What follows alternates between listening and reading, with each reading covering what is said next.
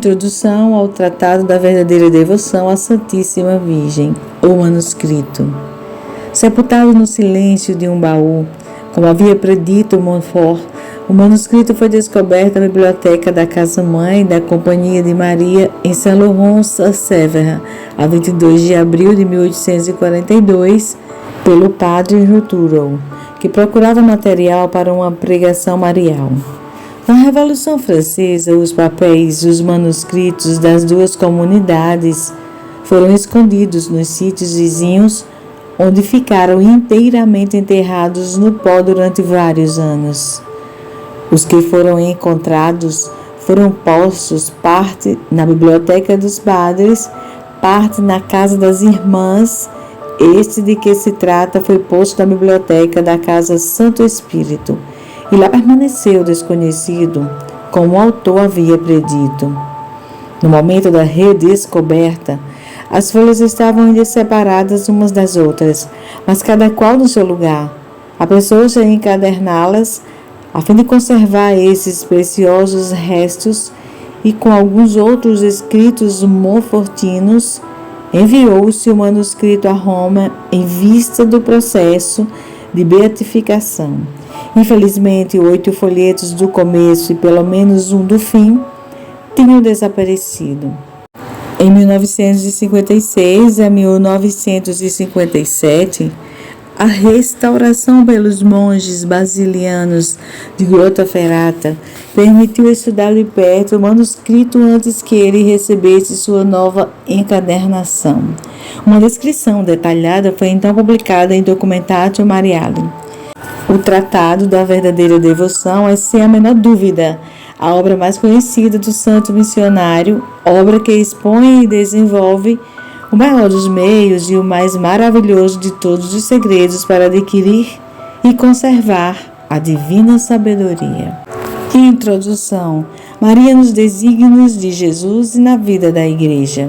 Foi pela Santíssima Virgem Maria que Jesus Cristo veio ao mundo e é também por ela que deve reinar no mundo. Maria é um mistério pela sua humildade.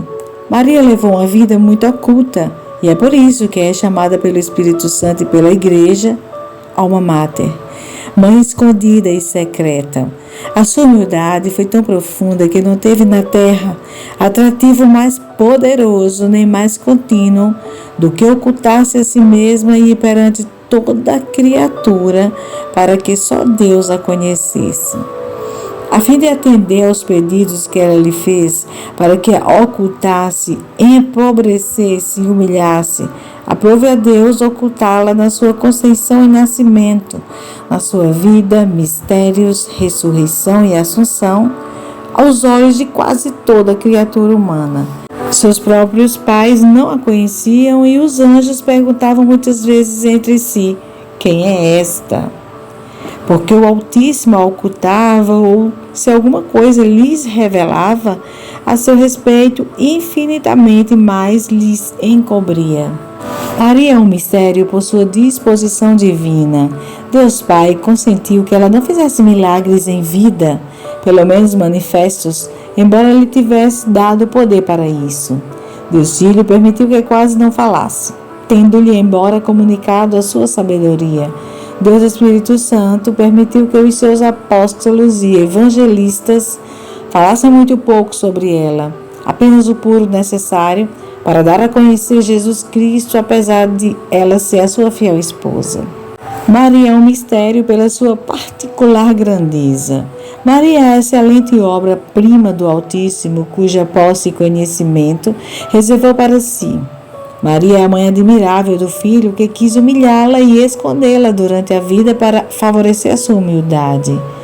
Por isso a tratou pelo nome de mulher, como uma estranha, embora no seu coração estimasse mais do que a todos os anjos e a todos os homens. Maria é a fonte selada e a esposa fiel do Espírito Santo, onde só ele tem entrada. Maria é o santuário e o repouso da Santíssima Trindade, onde Deus está mais magnífica e divinamente que em qualquer outro lugar do universo, sem executar sua morada acima dos querubins e serafins. Nesse santuário, nenhuma criatura, por mais pura que seja, pode entrar a não ser por grande privilégio. Digo com os santos, a Divina Maria é o paraíso terrestre do novo Adão, onde ele encarnou por obra do Espírito Santo para ir operar maravilhas incompreensíveis. É o grande, o divino mundo de Deus, onde há belezas e tesouros inefáveis. É a magnificência do Altíssimo, onde escondeu como em seu seio o seu Filho único, e nele tudo o que há de mais excelente e precioso. Quão grandes e misteriosas coisas fez Deus onipotente nessa admirável criatura, conforme ela própria é forçada a confessar, apesar da sua profunda humildade. O Todo-Poderoso fez em mim grandes coisas. O mundo não conhece essas maravilhas porque é incapaz e indigno. Os santos disseram coisas admiráveis desta santa cidade de Deus, e segundo seus próprios testemunhos, nunca se sentiram tão eloquentes nem tão felizes como quando falavam dela. Apesar disso, afirmam que a sublimidade dos seus méritos por ela elevados até o trono da divindade não pode se enxergar, que a extensão da sua caridade por si dilatada mais do que a terra não se pode medir, que a grandeza do seu poder que até sobre Deus se estende não se pode compreender, enfim, que a profundeza da sua humildade e de todas as suas virtudes e graças, como um abismo, é insondável. Ó sublimidade incompreensível, ó extensão inefável, ó grandeza incomensurável, ó abismo impenetrável. Todos os dias, de uma extremidade à outra da terra, no mais alto dos céus, no mais profundo dos abismos, tudo proclama e publica a admirável Virgem Maria. Os 9 coros dos anjos, pessoas de ambos os sexos, idades, condição ou religião, os bons e os maus, e até mesmo os demônios são forçados a chamá-la bem-aventurada. Quer queiram, quer não, a isso os obriga a força da verdade. Como diz São Boaventura, todos os anjos lhe cantam no céu incessantemente: Santa, Santa, Santa Maria, Virgem Mãe de Deus. E todos os dias lhe dirigem milhões e milhões de vezes a saudação angélica Ave Maria, etc., prostrando-se na sua presença e pedindo-lhe a mercê de os honrar com alguma das suas ordens.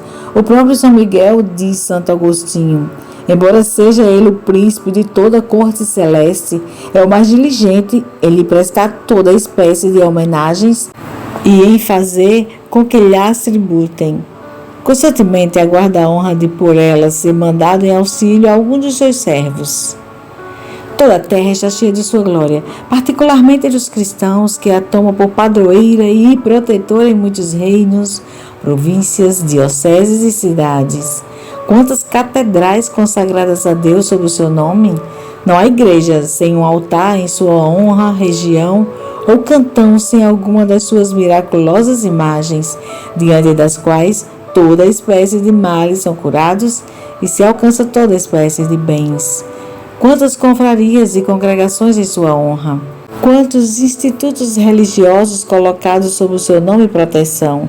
Quantos confrades e irmãs de todas as confrarias, quantos religiosos e religiosas de todos esses institutos publicam seus louvores e anunciam suas misericórdias. Não há criancinha que, balbuciando a Ave Maria, a não louve. Não há até demônio algum no inferno que, temendo-a, a não respeite. Maria não é suficientemente conhecida.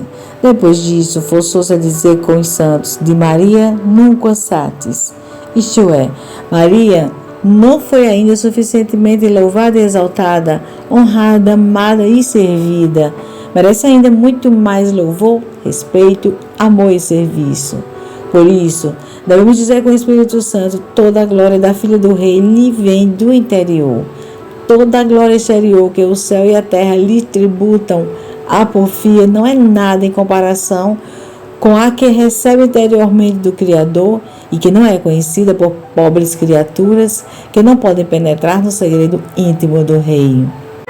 Depois de tudo isso, temos de exclamar com o apóstolo: nem os olhos viram, nem os ouvidos ouviram, nem o coração do homem compreendeu as belezas, as grandezas e excelências de Maria, o mais sublime milagre da graça, da natureza e da glória.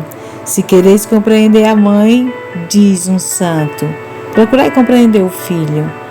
Ela é uma digna mãe de Deus, que toda a língua aqui emudeça. Finalizamos aqui o primeiro audiobook do Tratado da Verdadeira Devoção. Abre aspas. Acredite, desde todo sempre, o Senhor já sabia que nesse instante você estaria tendo acesso a este manual. A consagração vai muito além de nos darmos a Nossa Senhora, mas é ela que nos assume como pertença sua. Fecha aspas. Até breve.